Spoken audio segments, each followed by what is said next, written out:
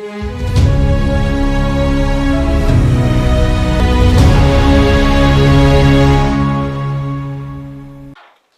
दोस्तों, राजनीति की बातों में आपका स्वागत है और मैं हूं आपका दोस्त धर्मेंद्र कवाली।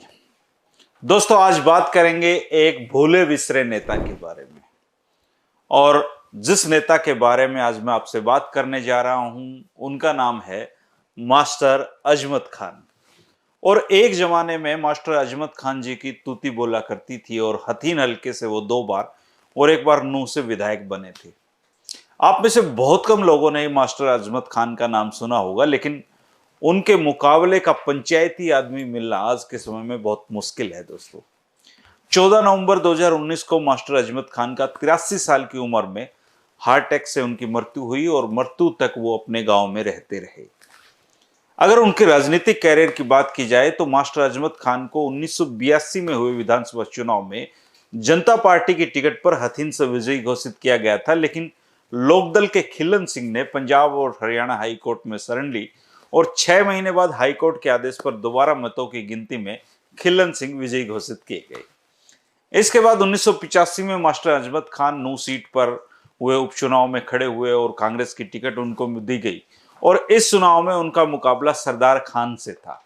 इसके बाद 1991 में कांग्रेस की टिकट पर मास्टर अजमत खान हथीन से उम्मीदवार बने और फिर से जीत गए। वर्तमान समय में उनके परिवार से उनके पोते हैं साजिद अजमत। अपने दादा की राजनीतिक विरासत को आगे बढ़ाने की वो कोशिश कर रहे हैं।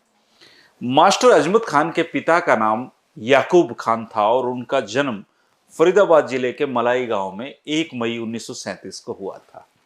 उनका निकाह महमूदी बेगम से हुआ था और उनके 3 बेटे 1 बेटी हुए। उस जमाने में स्कूलों का घोर अभाव था दोस्तों, लेकिन याकूब खान ने अपने बेटे अजमत को अच्छी तालीम दिलाने की पूरी कोशिश की और उन्होंने मैट्रिक से शिक्षा तक की पढ़ाई मलाई गांव से, नूह, पुनाना और दिल्ली के जामिया से शिक्षण संस्थानों से प्राप्त की। उर्दू, हिंदी, अंग्रेजी, फारसी और अरबी भाषाओं के मास्टर अजमत खान तगड़े जानकार थे। ताउम्र किसानी से जुड़े रहे और मेवात के लोगों के लिए काम करते रहे। किताबों के वो बहुत बड़े शौकीन थे। पूरी उम्र उनका अध्ययन जारी रहा और अच्छी खासी किताबें उनके कलेक्शन में थी। Haryana state land development board के वो चेयरमैन रहे। हरियाणा टीचर्स यूनियन के जनरल सेक्रेटरी का पद भी उन्होंने संभाला। मौलाना कलाम आजाद पर उन्होंने एक अच्छा खासा शोध भी किया था। मास्टर अजमत खान एक राजनेता होने के साथ साथ एक जबरदस्त पंचायती आदमी भी थे और उस जमाने में क्षेत्र में ऐसी कोई पंचायत नहीं होती थी जो मास्टर अजमत खान के बिना किसी नतीजे तक पहुंच जाए, और ऐसा कोई विवाद नहीं होता था जिसमें मास्टर अजमत खान पंचायती हो और दोनों पक्ष रजामंदी पर ना पहुंचे। बताते हैं, एक बार तो 50 से भी ज्यादा मर्डर के केस लगातार उन्होंने पंचायतों में दोनों पक्षों की रजामंदी से निपटवाए थे। चौधरी भजनलाल के परिवार का एक केस भी मास्टर अजमत खान ने पंचायती बनकर सुलझाया था। और बताते हैं कि एक पंचायत में तो मामला इस कदर उलझ गया था कि 2 दिन तक फैसला नहीं हो पाया, लेकिन मास्टर जी ने ऐलान कर दिया था कि पंचायत तो तभी उठेगी जब फैसला होगा, चाहे साल भर हमें यह क्यों ना बैठना पड़े। और उसके बाद दोनों पक्षों में रजामंदी हुई। मास्टर अजमत खान का बचपन में नाम रुस्तम था और मलाई गांव में उनका खानदान बोहरा खानदान के नाम से जाना जाता है।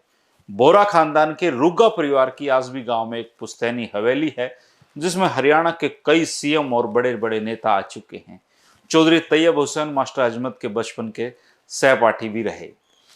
बच्चे के तेज दिमाग को देखकर उनके माँ बाप ने शुरुआती तालीम के लिए उनको मलाई के स्कूल में दाखिल करवाया था और पढ़ाई के बढ़ते कदमों की वजह से नूह के ब्रेन में उस स्कूल में उनको पढ़ने का मौका मिला था और चौधरी तैयब हुसैन वहीं उनके सहपाठी बने थे और अच्छे अंकों से उन्होंने मैट्रिक पास की और उसकी वजह से जामिया यूनिवर्सिटी दिल्ली में शिक्षक के कोर्स में उनको दाखिला मिला था।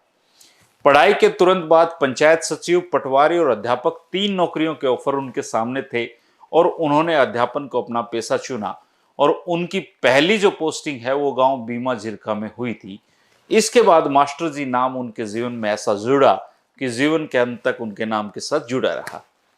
वो हरियाणा टीचर्स एसोसिएशन से भी जुड़े और आपातकाल के दौरान जेल भी जाना पड़ा। जेल में मास्टर अजमत खान की जो मुलाकात है दोस्तों, वो भारत के पूर्व प्रधानमंत्री चंद्रशेखर जी से होती है और यहीं से राजनीतिक जीवन भी शुरू होता है। मुलाकात के चलते 1982 में माननीय चंद्रशेखर जी ने उनको जनता दल से हरियाणा में हथीन विधानसभा क्षेत्र का टिकट दिया और वो पहली बार में ही खिलन सिंह को हराकर विधायक बने। कोर्ट कचहरी में हार जीत के बाद उसी कार्यकाल यानी कि 1985 में मास्टर अजमत खान नूह से कांग्रेस के विधायक भी चुने गए और 1991 में एक बार फिर से हथीन से विधायक बने। ताउम्र वो विधायक जी की बजाय मास्टर जी के नाम से पुकारे जाते रहे और आज भी गांव में उनके नाम पर स्कूल चलता है। आखिर में एक किस्सा और बताता हूं दोस्तों, और सतीश चंद्र जैन एक आईएएस होते थे, उन्होंने यह किस्सा पत्रकारों से साझा किया था और मास्टर अजमत खान से जुड़ा हुआ वो किस्सा है। 1985 में नूह गुड़गांव जिलों में पड़ता था उस समय, और उस समय वहां के एसडीएम होते थे सतीश चंद्र जैन जी। 5 मार्च 1985 को हरियाणा के 3 विधानसभा क्षेत्रों नूह, टोहाना और नरवाना में उपचुनाव हुए थे। सतीश चंद्र जैन जी नूह विधानसभा क्षेत्र से निर्वाचन अधिकारी थे और इस सीट से तत्कालीन सत्ता दल कांग्रेस के मास्टर अजमत खान और लोकदल से सरदार खान चुनाव मैदान में थे। इन दोनों के बीच कांटे की टक्कर बनी और 5 मार्च को चुनाव हुआ। 6 मार्च को मतगणना होनी थी और उस वक्त पूरे मेवात में एक चर्चा चल पड़ी थी कि कांग्रेस हर सूरत में यह चुनाव जीतेगी और अगर मास्टर अजमत खान चुनाव नहीं भी जीत रहे होंगे तो मुख्यमंत्री चौधरी भजनलाल एसडीएम से बोलकर उनको जबरदस्ती चुनाव जितवा देंगे। बाद में जो होगा देखा जाएगा। असल में चर्चा के पीछे एक कहानी है दोस्तों, और कहानी टेलीफोन से जुड़ी हुई है। और उस जमाने में आप जानते हैं कि टेलीफोन पहले एक्सचेंज में जाता था, एक्सचेंज से आगे ट्रांसफर होता था और एक्सचेंज के जो कर्मचारी हैं वो किसी की भी बात को सुन सकते थे। इसी चुनाव के बीच में 11 फरवरी को जब नामांकन जांच की तारीख थी, उसी दिन सुबह 10 बजे तत्कालीन मुख्यमंत्री चौधरी भजनलाल का एसडीएम सतीश चंद्र जी के पास फोन जाता है। ये फोन एक्सचेंज के कर्मचारियों ने मिला कर दिया था, इसलिए वो सारी बातें सुन रहे थे। उस फोन पर मुख्यमंत्री के पीए ने एसडीएम को कहा कि डीसी गुड़गांव आपको एक संदेश देंगे और आप उसे पूरा कर देना। इसके बाद एसडीएम सतीश चंद्र जैन ने डीसी गुड़गांव को फोन किया तो उन्होंने फोन पर कोई संदेशा नहीं दिया, लेकिन वो सीधे उनके ऑफिस में आ गए और इसके बाद उनको उनके घर ले गए। चाय पीते हुए जो डीसी थे उन्होंने कहा कि सीएम साहब ने सरदार खान का नामांकन रद्द करने के आदेश दिए हैं। एसडीएम सतीश चंद्र ने यह गलत काम करने से मना कर दिया तो डीसी वहां से चले गए। 5 मार्च को मतदान होने के बाद रात को करीब 11 बजे चौधरी भजनलाल का फोन फिर से एसडीएम के पास जाता है। वो पहले चुनाव के बारे में पूछते हैं कि एसडीएम साहब क्या लग रहा है कौन जीतेगा, तो एसडीएम ने बताया कि सीएम साहब कांटे की टक्कर है, कोई भी जीत सकता है। तो सीएम ने कहा कि आप बस मास्टर जी को जीता हुआ डिक्लेयर घोषित कर देना, बाकी मैं देख लूंगा। ये कहकर उन्होंने फोन काट दिया।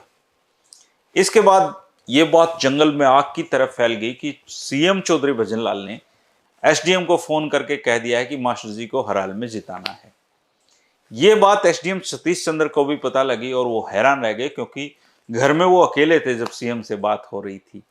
और ये सब बातें लीक कहां से हुई? जब बहुत वो गहराई में गए तो उन्होंने एक्सचेंज के कर्मचारी बुलाए और सख्ती से पूछताछ की तो उन्होंने बता दिया कि सीएम और एसडीएम की 20 बातों को उन लोगों ने सुना है और वहीं से किसी ने यह बात लीक कर दी है कि सरदार खान को हराया जाएगा और मास्टर अजमत खान को जिताया जाएगा। इसके बाद बड़ी सावधानी के साथ मतगणना करवाई गई, लेकिन किस्मत मास्टर अजमत खान के साथ थी और वो 114 वोट से विजयी घोषित हुए। सरदार खान ये चुनाव हार गए। इसके बाद बहुत बड़ा हंगामा हुआ, लेकिन हारे हुए सरदार खान के राजनीतिक संरक्षक और मेवात के बहुत बड़े नेता तैयब हुसैन जी ने मतगणना को सही ठहराकर इस विवाद को शांत कर दिया। ये थी दोस्तों मास्टर अजमत खान के बारे में थोड़ी सी जानकारी, और जिन नेताओं के बारे में बहुत कम जानते हैं उनके बारे में जानने की एक कोशिश है।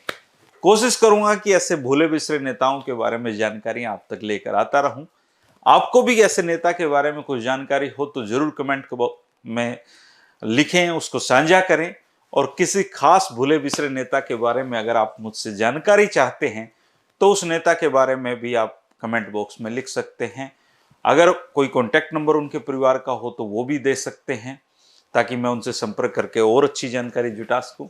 और मैं कोशिश करूंगा दोस्तों कि हरियाणा के हर भूले बिसरे नेता के बारे में हमारी ये पीढ़ी जानकारी हासिल करती रहे, इसलिए समय समय पर ये वीडियो भी बनाए जाते रहेंगे।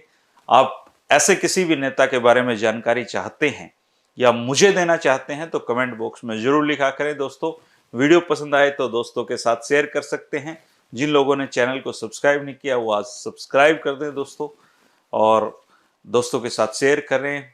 3 बजे साथ राजनीति की बातों में दोस्ती का सिलसिला चलता रहेगा। शुक्रिया, नमस्कार।